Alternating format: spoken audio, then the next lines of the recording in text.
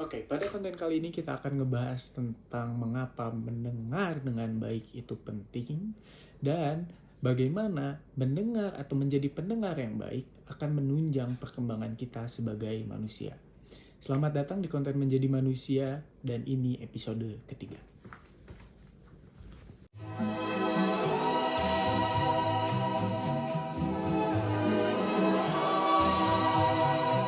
Seperti yang kita tahu bahwa dalam kehidupan sehari kita tuh nggak bisa lepas dari yang namanya komunikasi. Komunikasi itu ada dua orang, komunikator dan juga komunikan. Komunikator sebagai pembicara, komunikan sebagai pendengar. Nah, pada konten kali ini kita akan fokus kepada bagaimana menjadi pendengar yang baik dan kenapa menjadi pendengar yang baik sama pentingnya dengan menjadi pembicara yang baik. Oke? Nah, Bapak Ibu sekalian, kita harus samain dulu persepsi bahwa mendengar itu sama, bukan. Mendengar itu berarti menerima pesan. Kita nggak usah pakai istilah yang ribet gitu ya, kita pakai istilah yang gampang aja. Mendengar berarti menerima pesan. Oke? Nah, yang akan menjadi pokok bahasan kita di sini adalah bagaimana caranya kita dapat bisa mengelola diri kita untuk bisa mendengar dengan baik tanpa mengeluarkan energi yang banyak. Oke? Pada pembahasan ini kita akan nge-breakdown satu persatu bagaimana menjadi pendengar yang efektif menjadi pendengar yang baik. Oke? Nah, teman-teman semua, mendengar itu nggak perlu banyak effort. Oke? Mendengar itu hanya perlu satu usaha, yaitu fokus. Dan ya, saya tahu bahwa fokus itu melelahkan, fokus itu membosankan. Untuk bisa bisa dibilang catch up obrolannya atau meng-catch up informasi yang diberikan oleh pembicara pun terkadang memang membosankan, capek, melelahkan, menguras energi banyak, apalagi kita dengan reaksi-reaksi kita. Nah, pada konten ini yang harus kalian ketahui dalam konteks mendengar ya, kalian harus tahu bahwa kalian tuh nggak perlu fokus ke semua konten yang dibicarakan atau yang disampaikan kepada lu semua. Lu hanya perlu mendengarkan satu atau dua informasi yang memang penting bagi lu untuk bisa nge-catch up sama ceritanya. Nah, Bapak Ibu sekalian, di setiap cerita itu pasti ada tokoh, latar, kejadian. Nah, tiga hal itu adalah hal yang memang cukup kalian bisa dibilang pasang fokus kalian di situ. Nama orang, tentunya dalam cerita atau curhat seseorang pasti ngebahas tentang orang, gibah atau segala macam. Yang kedua adalah latar, tempatnya di mana, gimana tempatnya, waktunya gitu loh. Itu yang ketiga. Yang ketiga, bagaimana ini lebih tepatnya bagaimana perasaan orangnya. Nah, kita akan breakdown mulai dari situ dulu. Nah, make sure kalian itu gak harus fokus ke semua, fokus ke hal-hal pentingnya aja. Yang pertama. Yang kedua adalah berikan reaksi seminim-minimnya. Micro reaction. Dalam mendengar, jika kalian ingin mendengar, oke. Ya, itu tuh normal, Pak. Lu gak harus bikin respon yang blak. Enggak, lu gak perlu sama sekali yang kayak gitu. Karena dengan lu meminimalisir reaksi yang lu rasakan atau reaksi yang lu ingin sampaikan, itu akan menghemat energi lu sangat tinggi. Itu akan benar-benar ngehemat energi lu untuk tidak bereaksi berlebihan, untuk tidak memberikan reaksi yang memang tidak lu ingin beri secara gue ulang. Dengan lu memberikan reaksi seminim mungkin atau reaksi sejujur-jujurnya terhadap diri lu akan mengurangi respon yang tidak ingin lu berikan secara dalam diri lu gitu loh. Nah, yang ketiga adalah lu cuma cukup.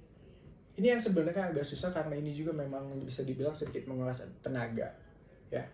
Mendengarkan itu susahnya adalah dua, fokus dan empati. Nah, poin ketiga ini adalah empati. Nah, Bapak Ibu sekalian, empati itu adalah berarti memahami atau merasakan apa yang dirasakan seseorang secara akurat. Dan kalian, kalau dalam konteks mendengar, kalian itu tidak perlu over empathy atau kalian tidak perlu berlebihan dalam memberikan empati. kalian cukup memberikan empati pada 1 atau 2 momen yang dimana itu penting bagi pembicara lu. Oke? Kalian nggak perlu sampai kayak wah ya gitu ya, oh ternyata begitu ya. Kalian tidak perlu. Kalian hanya perlu bereaksi secara empatik.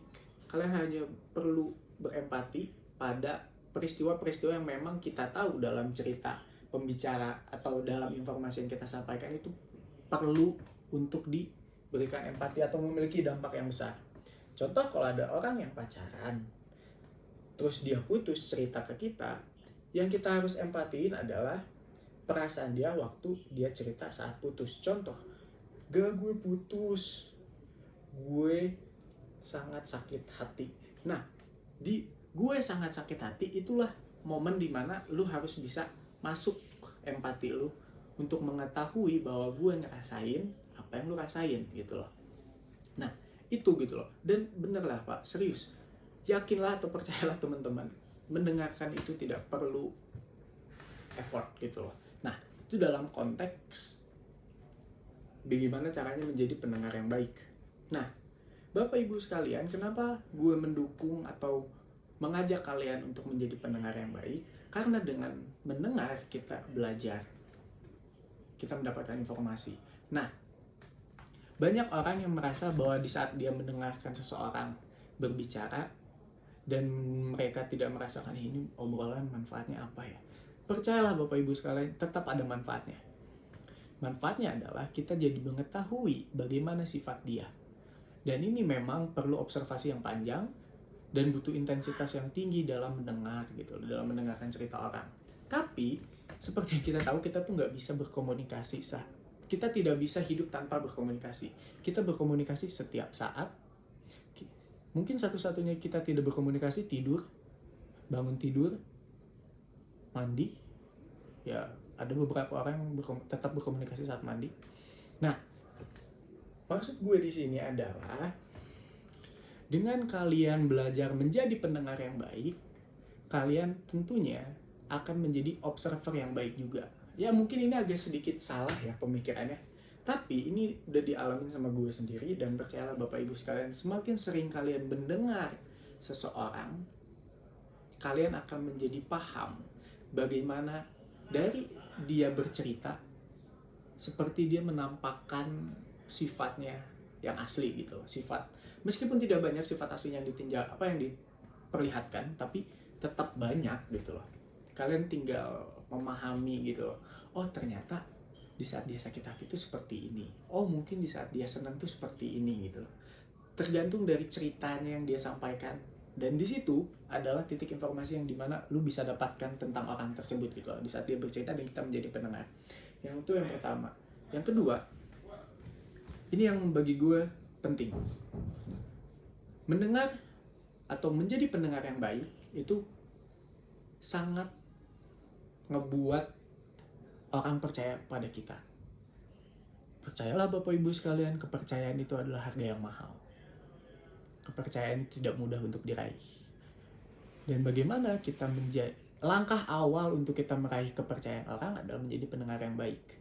Dengan memberikan respon yang tepat, dengan mendengarkan dengan baik dan tidak menghakimi.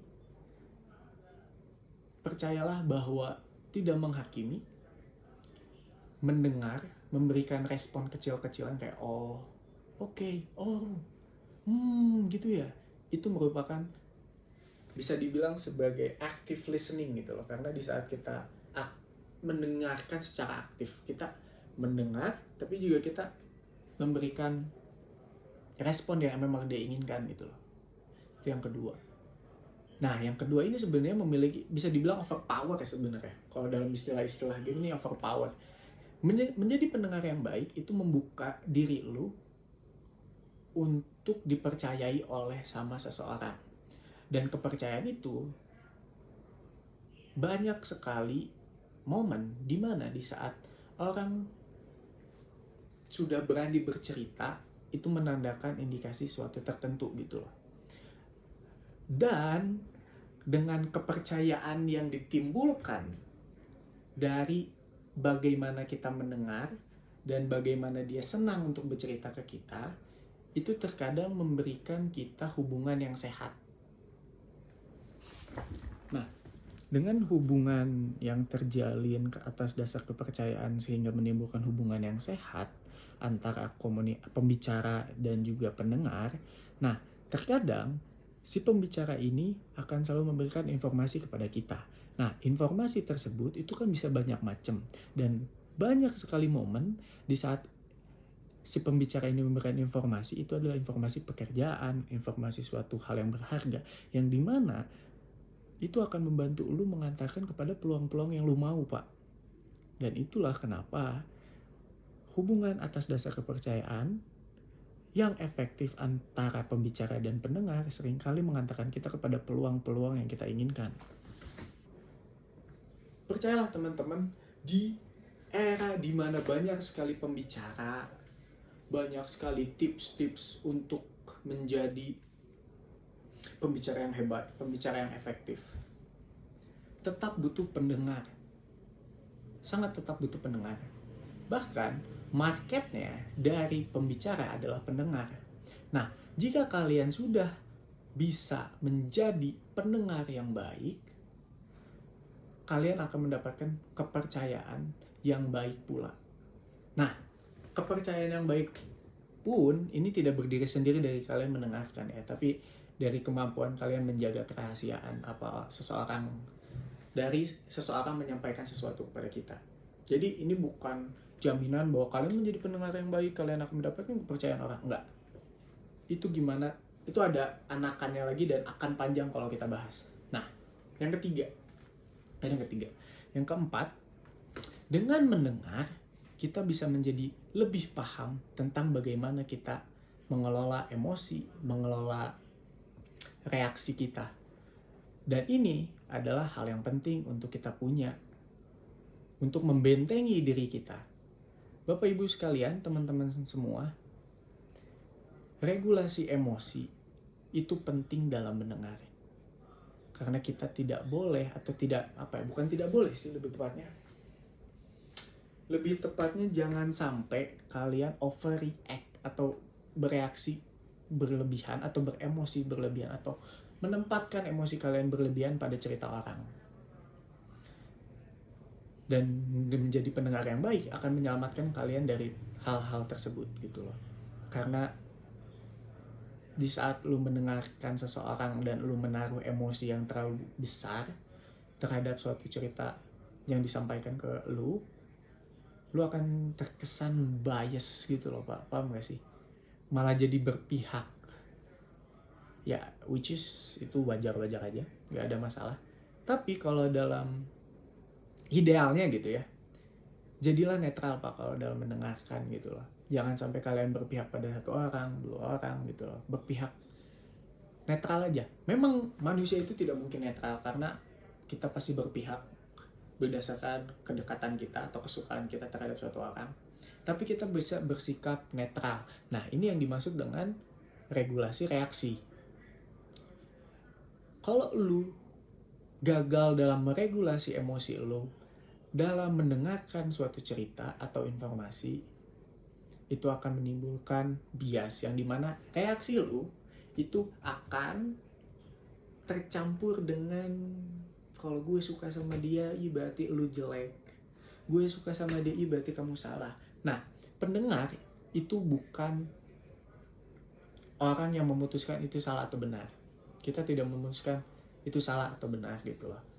Nah, dengan kalian dapat meregulasi emosi kalian untuk tidak terjadi bias atau menghakimi, kalian jadi paham reaksi terbaik untuk menjadi pendengar adalah dengan menjadi netral.